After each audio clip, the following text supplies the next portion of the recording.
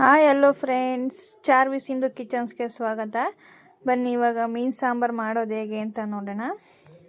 ಮೊದಲಿಗೆ ಇಲ್ಲಿ ನಾನು ಒಂದು ಇಡಿಯಷ್ಟು ಹುಣಸೆಹಣ್ಣು ತೊಗೊಂಡಿದ್ದೀನಿ. ಇದು ಹುಳಿ ಜಾಸ್ತಿ ಇದ್ದರೆ ಟೇಸ್ಟ್ ಚೆನ್ನಾಗಿರುತ್ತೆ ಅಂತ ನೆನೆ ಮೊದಲಿಗೆ.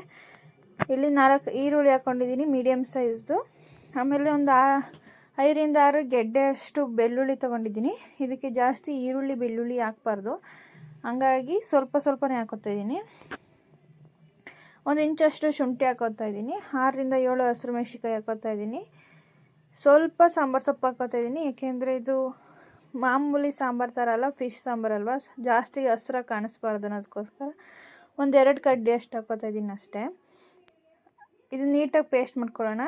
ಆಮೇಲೆ 2 ಟೊಮೊಟೊ ಕಟ್ ಮಾಡಿ ಹಾಕೋತಾ ಇದ್ದೀನಿ. ಇಲ್ಲ ಅರ್ಧ ಹೋಳಷ್ಟು ಕಾಯಿ ಹಾಕ್ಕೊಳ್ಳೋಣ. ಒಂದು ಸ್ವಲ್ಪ ಕಡಲೆ ಹಾಕ್ಕೊಳ್ಳೋಣ, ಜಾಸ್ತಿ ಹಾಕೋಬೇಡಿ, ತುಂಬ ಗಟ್ಟಿಯಾಗುತ್ತೆ ಸಾಂಬಾರು. 1-2 ಸ್ಪೂನ್ ಹಾಕೊಂಡ್ರೆ ಸಾಕು.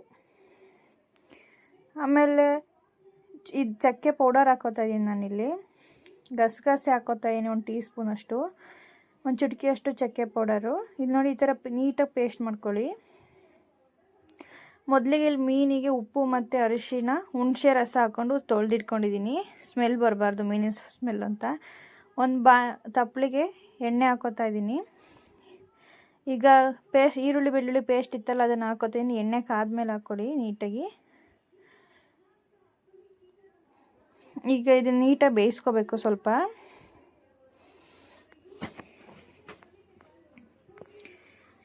ನೋಡಿ, ಹುಣಸೆ ರಸ ಹಾಕೋತೀನಿ. ಇದು ನೀಟಾಗಿ ಕಿವುಚ್ಬಿಟ್ಟು ಹಾಕಬೇಕು. ಈ ಖಾರದ ಜೊತೆನೇ ಬೇಯಬೇಕು ಅದು ಹುಣಸೆ ರಸ. ಈಗ ರುಬ್ಬಿಟ್ಕೊಂಡಿರೋಂಥ ಮಸಾಲ ಹಾಕ್ಕೊಳ್ಳೋಣ.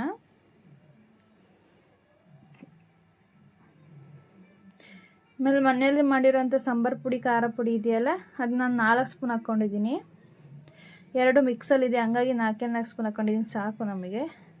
ಎಷ್ಟು ಬೇಕೋ ಅಷ್ಟು ಅದಕ್ಕೆ ನೀರು ಹಾಕ್ಕೊಳ್ಳೋಣ ಇವಾಗ. ನೋಡಿ, ಇವಾಗ ಖಾರ ಬೆಂದಿದೆ. ಇದಕ್ಕೆ ರುಚಿಗೆ ತಕ್ಕಷ್ಟು ಉಪ್ಪು ಹಾಕ್ಕೊಳ್ಳೋಣ. ನೋಡಿ, ಈ ಥರ ಕುದೀತಾ ಇರಬೇಕು ಸಾಂಬಾರು. ಇದಕ್ಕೆ ಸ್ವಲ್ಪ ಕೊತ್ತಂಬರಿ ಸೊಪ್ಪು ಹಾಕ್ಕೊಂಡು, ಬರೀ ಈಗ ಫಸ್ಟ್ ಮೊದಲಿಗೆ ತಲೆ ಹಾಕ್ಕೋಬೇಕು ನಾವು.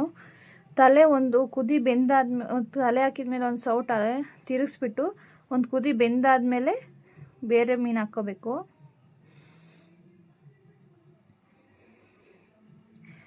ಈಗ ಸ್ವಲ್ಪ ಬೆಂದಿದೆ ನೋಡಿ, ಈಗ ಈ ಥರ ತಿರುಗಿಸ್ತಾ ಇದ್ದೀನಿ. ಈಗ ಮಿಕ್ಕಿದ ಪೀಸ್ಗಳನ್ನ ಹಾಕ್ಕೋತಾ ಇದ್ದೀನಿ. ಇಲ್ಲಾಂದರೆ ತಲೆ ಬೇಯೋದಿಲ್ಲ, ಹಂಗಾಗಿ ಕೊನೆಗೆ ಹಾಕ್ಕೋಬೇಕು, ಫಸ್ಟು ತಲೆ ಹಾಕ್ಕೋಬೇಕು. ಈಗ ಮಿಕ್ಸ್ ಮಾಡಿ ನೀಟಾಗಿ ಕುದಿಬೇಕು. ಒಂದೇ ಒಂದು ಕುದಿ ಬಿದ್ದರೆ ಸಾಕು, ಮೀನು ಬೆಂದಿರುತ್ತೆ. ನೋಡಿ, ಈ ಥರ ಮುಚ್ಚಿಡ್ತಾ ಇದ್ದೀನಿ. ಮೀನು ಸಾಂಬಾರು ರೆಡಿ ಆಯಿತು. ಯಾರು ನನ್ನ ಚಾನಲ್ಗೆ ಇನ್ನೂ ಸಬ್ಸ್ಕ್ರೈಬ್ ಮಾಡ್ಕೊಳ್ದಲ್ಲೇ ನೋಡ್ತಾರೆ, ಪ್ಲೀಸ್ ಸಬ್ಸ್ಕ್ರೈಬ್ ಮಾಡ್ಕೊಳ್ಳಿ, ಹಾಗೆ ಒಂದು ಲೈಕ್ ಕೊಡಿ.